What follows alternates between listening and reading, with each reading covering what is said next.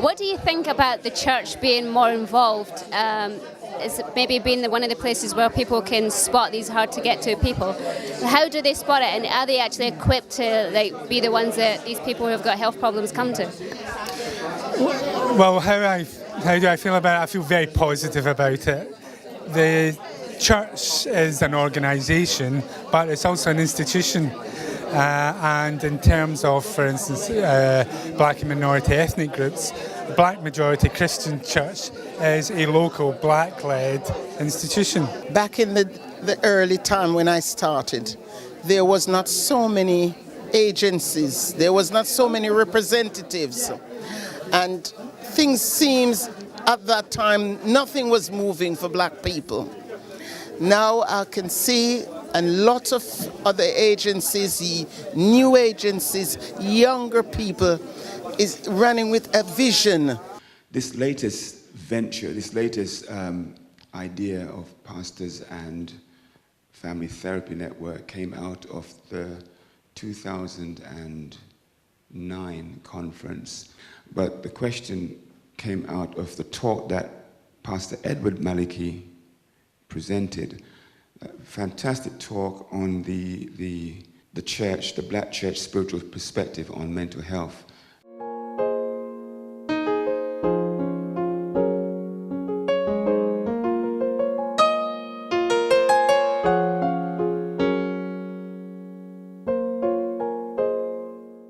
I thought to myself, what is this all about?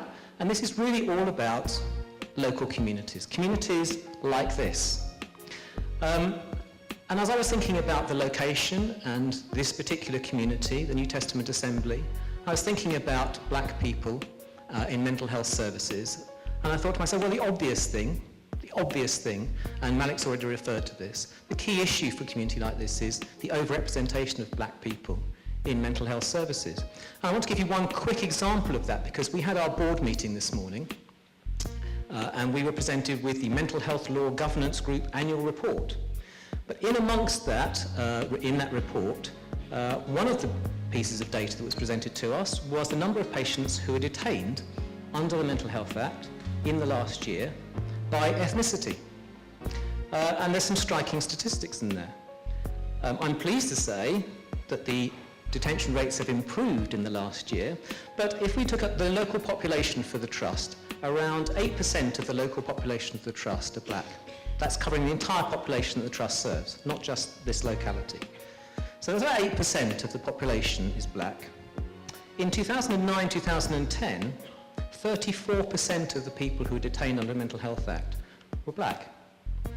In 2010-2011, that had reduced to 28%, but nevertheless, it's still a considerable difference between the number of people who are detained under the Mental Health Act and the percentage in the general population.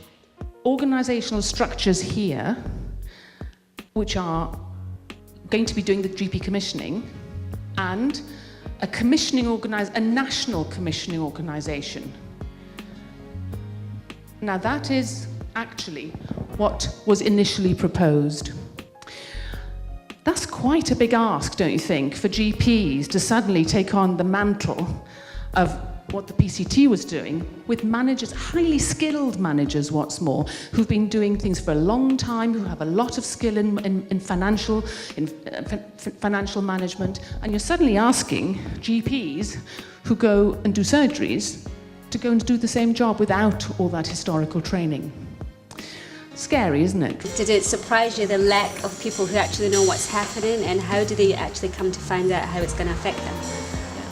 Well, I think that's part of the problem that the government has, because they've put these reforms through extremely quickly, and we are finding it difficult to keep up with the changes, and things emerge from week to week.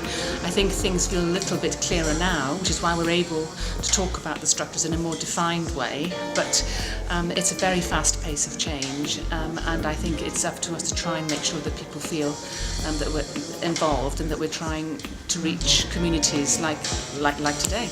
very encouraged as somebody who comes from a long way and grapples with these things in a rural community. We are going through the same process, we're setting up the same structures which look remarkably similar.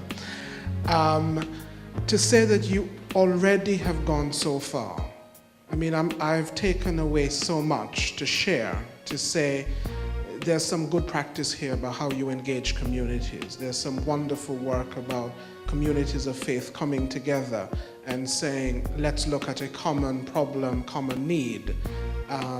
When it comes down to it, what we believe and how we view the world has its place. But when somebody is in need, we come together to deal with those needs. And I think that spirit is so much in evidence, and I hope it continues. And I think when executives at the top of their organizations have a chance to listen to people speak about the issues that they're facing, it has an impact. And you're not making a decision just based on data or numbers or reports. You're making decisions based on real experiences with real people.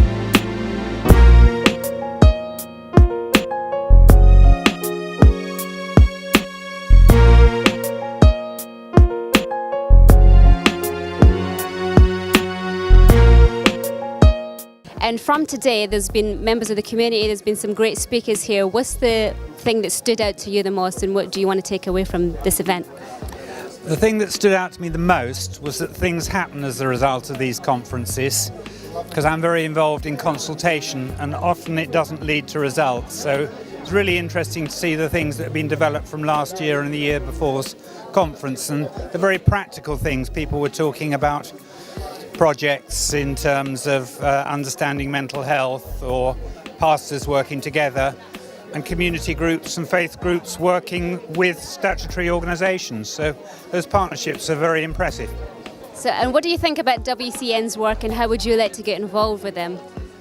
I'm already involved in WCN's work through links and patient involvement, and particularly involvement of black and ethnic minority communities, being involved in the patient movement and influencing the big decisions to do with commissioning of services, both health and social care.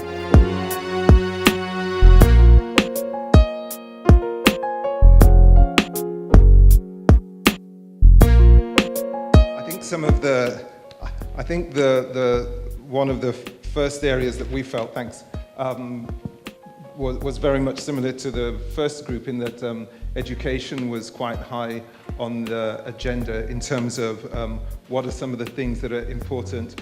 What was also highlighted was that the spectrum diagram that our last speaker used was particularly important as a guide, because it was pointing us towards wellness as opposed to illness. And these are the psychologists, the high intensities, and the psychological well-being practitioners,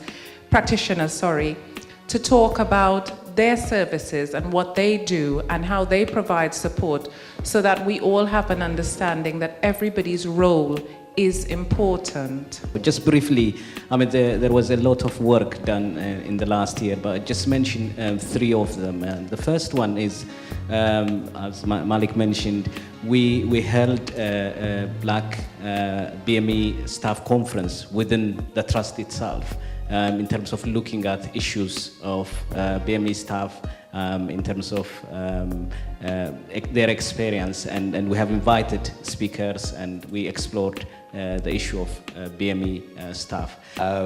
This reducing the stigma through long-term dialogue and conversation. So once you've established the theme of teaching from the church, to actually reinforce it over and over a long period of time, so it really sticks. There's a health literacy campaign, and that was to do with schooling. It's really been a delight to have hosted the conference again this year, and God's willing, I hope that we will be back again next year. Thank you.